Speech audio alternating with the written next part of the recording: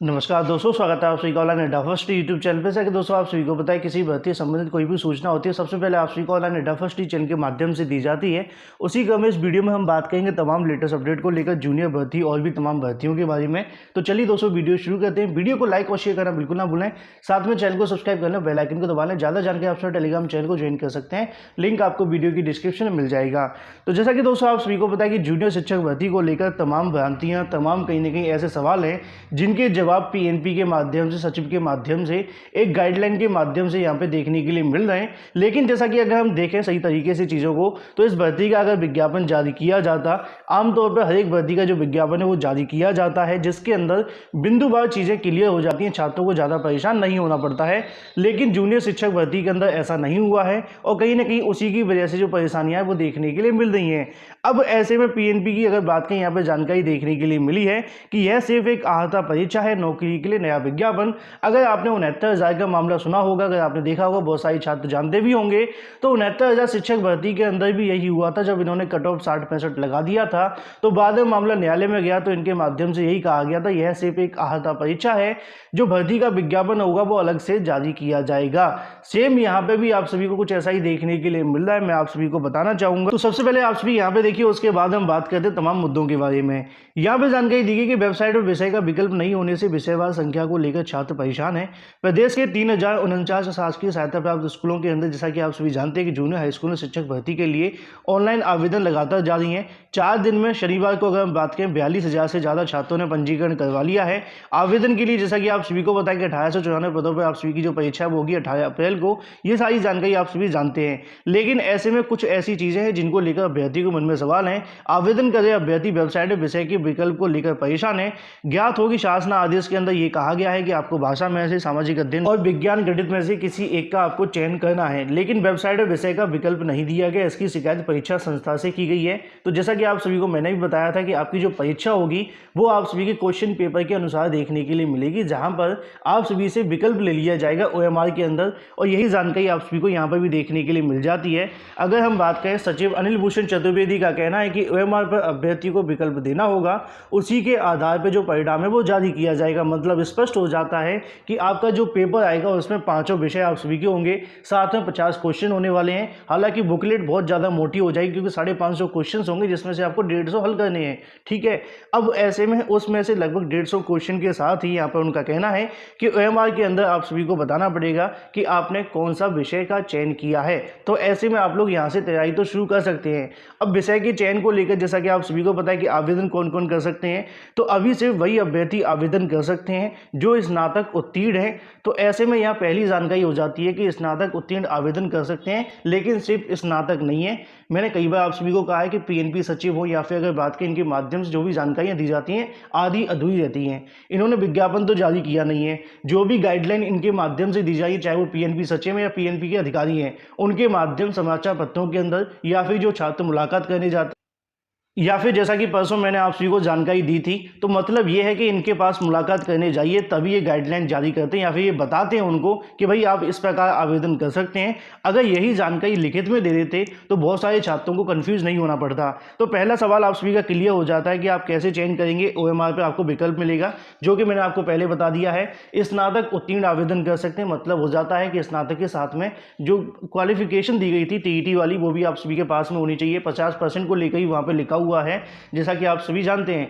उसी क्रम में नीचे भी लिखा हुआ है कि विषयवार पदों का जो ब्यौरा होगा वो नियुक्ति के समय शिक्षा निदेशालय जारी करेगा। ये बहुत ही महत्वपूर्ण जानकारी आप सभी को देखने के लिए मिल रही है।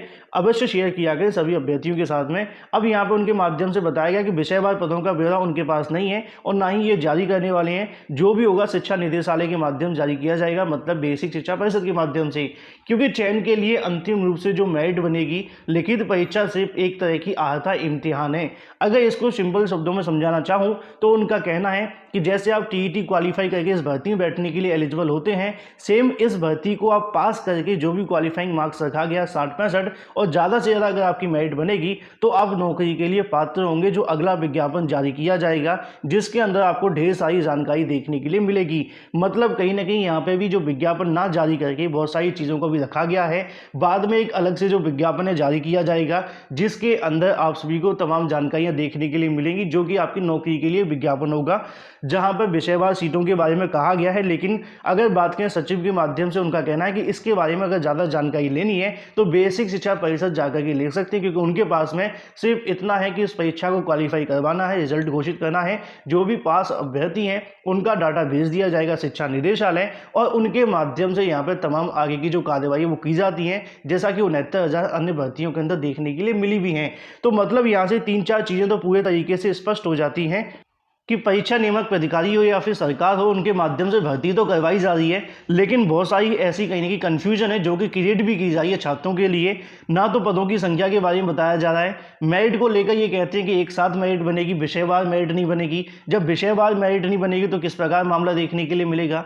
पदों की संख्या अभी तक स्पष्ट नहीं है। अब छात्र हिंदी में ज़्यादा आवेदन कर देते हैं और वहाँ पर पदों की संख्या 10 निकल आती है, तो ये भी समस्या देखने के लिए मिल सकती है। मतलब बहुत सारी चीज़ें हैं जिनके बारे में सही तरीके से जानकारी नहीं दी गई है, और इसी वजह से जो मामले हैं वो लटक जाते हैं, क्योंकि बाद में इनके माध्यम से एक दिन बाद कट ऑफ लगाया गया था 69,000 में, 2 साल तक भर्ती नहीं हुई। हालांकि कट ऑफ वही रहा लेकिन भर्ती नहीं हो पाई थी, इससे छात्रों का नुकसान भी हुआ था। अब ऐसे में जूनियर शिक्षक भर्ती को लेकर भी इनके माध्यम से कहना है यह सिर्फ एक आहता परीक्षा है। आगामी समय के अंदर शिक्षा निदेशालय के माध्यम से एक अलग से कहने की जो ब्यौरा है वो जारी किया जाएगा, विज्ञापन भी जारी होगा, जो कि आगे के प्रोसेस को लेकर होगा। तो यहाँ पे जो छात्र यहाँ पर उनका कहना है कि स्नातक वाले हैं, मैं आपको फिर बता दूं कि बीएड और आप सभी के पास में 50% को लेकर जो गाइडलाइन जारी की गई है उसके अनुसार ही आप लोग आवेदन करिएगा, क्योंकि इनके माध्यम से आधी अधूरी जानकारी हमेशा दी जाती है। बाकी अगर हम बात करें आपके सब्जेक्ट को लेकर, तो सब्जेक्ट का आपको चयन कैसे करना है ये मैंने आपको पहले से बता करके रखा हुआ है। उसके बारे में आप उसी चीज़ को फॉलो करें जो आपको पहले बताया गया था कि यूपी टीईटी में आपके पास जो सब्जेक्ट था उसके अनुसार आप लोग जा सकते हैं। मैथ और साइंस है तो मैथ और साइंस के लिए जाइए। एसएसटी से अगर आपने यूपी टीईटी किया तो आप उसके लिए जाइए। सेम सीटेट के लिए होगा। हिंदी सबके लिए अनिवार्य रहती है। अगर आप इंग्लिश या संस्कृत से तो उसके लिए जा सकते हो, उर्दू इसमें है नहीं है। बाकी जो होम साइंस वगैरह बीसीए वाले हैं वो मैथ में चले जाएंगे। होम साइंस वाले जो होंगे अगर आपने इंग्लिश से किया तो इंग्लिश में चले जाएंगे। ये तमाम जानकारी आप सभी को मैं पहले से दे चुका हूं। तो ऐसे में कहीं ना कहीं अगर हम यहाँ पे देखें तो उनका कहना है कि यह सिर्फ एक आहता परीक्षा है। अलग से नया विज्ञापन जारी होगा जिसमें और भी तमाम जानकारियां होंगी, लेकिन वो होगा परीक्षा के बाद जारी। तो जूनियर शिक्षक भर्ती के लिए किसको आवेदन करना ये तो आपको पता चल गया है, लेकिन अब 1894 सीटों पर क्या होगा, किस प्रकार होगा, ये बाद में ही क्लियर होगा। ऐसी जानकारी दी जा रही है पीएनपी के माध्यम से, जो कि आप सभी ने यहाँ पर देखा है, लेकिन लिखित तौर पर इनके माध्यम से डिटेल में कोई जानकारी अभी तक नहीं दी गई है। तो ये तो बात होगी जूनियर भर्ती को लेकर। जिन्होंने अभी तक वीडियो को लाइक नहीं किया, वीडियो को लाइक और शेयर करना बिल्कुल ना भूलें। कोई और जानकारी होगी तो सबसे पहले आप सभी को ऑनलाइन एडा फर्स्ट चैनल के माध्यम से दे दी जाएगी। अगर अभी भी आपके मन में कोई सवाल है तो कमेंट करके पूछ सकते हैं। इसके अलावा अगर हम बात करें 7 लाख छात्रों ने आवेदन किया है, दावेदारी बढ़ी है, पीसीएस की बात की जा रही है। तो जैसा कि दोस्तों आप सभी को यहाँ पे भी देखने के लिए मिलेगा, पदों की संख्या तो लगभग सभी भर्तियों के अंदर कम होती हुई जा रही है। सेम पीसीएस के अंदर अगर हम बात करें 400 पदों पे आपको जो भर्ती है वो देखने के लिए मिलेगी। एसीएफ आरएफए की लगभग 16 पदों पर भर्ती होनी है। अब ऐसे में परीक्षा केंद्रों की जो संख्या है वो बढ़ानी पड़ेगी, क्योंकि यहाँ पर लगभग 7 लाख छात्रों ने आवेदन किए हैं इस भर्ती के लिए। यूपीपीएससी परीक्षा कैलेंडर के अनुसार 13 जून को ये परीक्षा होने वाली है, जो कि आप सभी जानते हैं। लेकिन एसडीएम के पद ना होने के बावजूद भी दावेदारी काफ़ी ज़्यादा बढ़ चुकी है। तो ऐसे में जूनियर भर्ती के अंदर ही बहुत ज़्यादा आवेदन आने की संभावना है। हालांकि अभी तक यहाँ पे आप सभी के 40 के समथिंग देखने के लिए मिले हैं। तो अगर हम बात करें पीसीएस को लेकर, काफ़ी ज़्यादा आप सभी को यहाँ पे मेहनत इस बार करनी पड़ेगी, क्योंकि दावेदारी भी काफ़ी बढ़ चुकी है। तो 7 लाख छात्रों ने अब तक जो आवेदन है वो कर दिए हैं। वहीं दूसरी तरफ जानकारी देखने के लिए मिल रही है सीईटी परीक्षा को लेकर, किस दिन आप सभी की परीक्षा होने वाली है, पास करना अनिवार्य होगा। तो जैसा कि आप सभी को पता है कि आगामी समय के अंदर रेलवे की बात करें, एसएससी की बात करें, या फिर इसके अलावा बैंक की हम बात करते हैं, तो एसएससी की पहले चरण की जो परीक्षा करवाई जाएंगी, या फिर जितनी भी सबकी परीक्षा होनी है प्रारंभिक परीक्षा, उसके लिए आपको अनिवार्य होगा सीईटी। सीईटी के अनुसार ही आप आगे की भर्तियों के लिए एलिजिबल होंगे। तो एनआरए के माध्यम से सितंबर में सरकारी नौकरी के लिए यहाँ पे जो सीईटी परीक्षा है वो करवाई जाएगी, जानकारी देखने के लिए मिल रही है। 2020 के बाद पहले चरण की स्क्रीनिंग ऑनलाइन परीक्षा की जो जिम्मेदारी है वो राष्ट्रीय भर्ती एजेंसी एनआरए को सौंपी गई है। एसएससी की ओर से 25 मार्च को घोषित होने वाली कांस्टेबल जीडी 2020 की परीक्षा आयोग की ओर से अंतिम स्क्रीनिंग परीक्षा होगी, जो कि लगभग 40,000 पदों पर निकाली गई है। इसके अलावा आगामी समय के अंदर जितनी भर्तियां आने वाली हैं एसएससी, रेलवे और बैंकिंग की, उन सभी के लिए कॉमन एलिजिबिलिटी टेस्ट आप सभी को यहाँ पे क्वालिफाई करना पड़ेगा। उसके बाद ही आप आगे की प्रक्रिया के लिए एलिजिबल होंगे। तो ऐसे में सितंबर में आपको जो परीक्षा है वो देखने के लिए मिलेगी। अब इसको भी पास करना अनिवार्य होगा इन तमाम भर्तियों के लिए।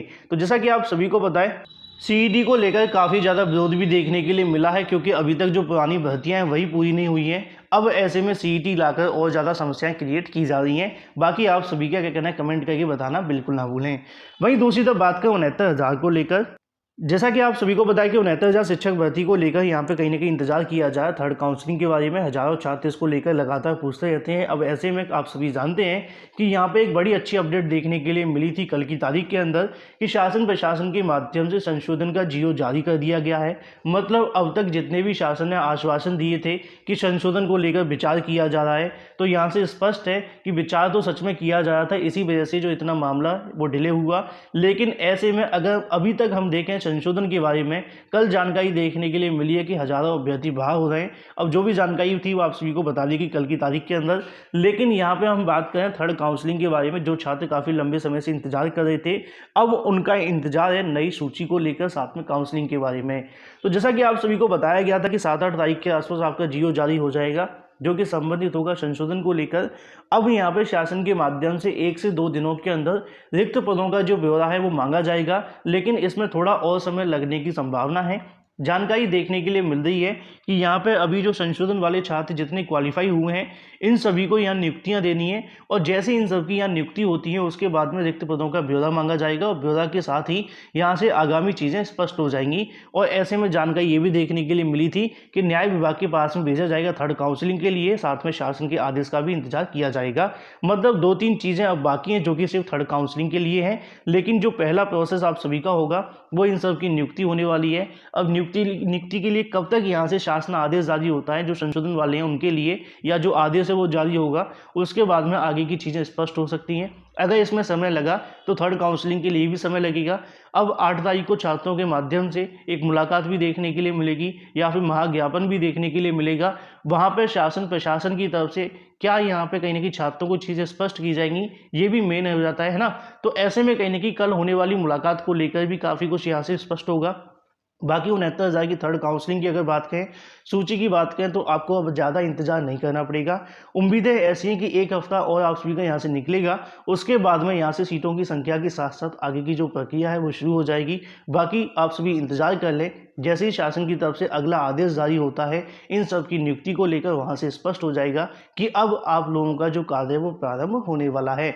तो ऐसे में कहीं ना कहीं यहाँ से उम्मीद है कि जल्द आप सभी को जो खुशखबरी वो मिलेगी। बाकी शासन प्रशासन की तरफ से कोई जानकारी मिलेगी तो सबसे पहले आप सभी को दे दी जाएगी। वीडियो को लाइक और शेयर करना बिल्कुल ना भूलें। फ्लैश वीडियो के माध्यम से इतना ही। Thank you for watching this video.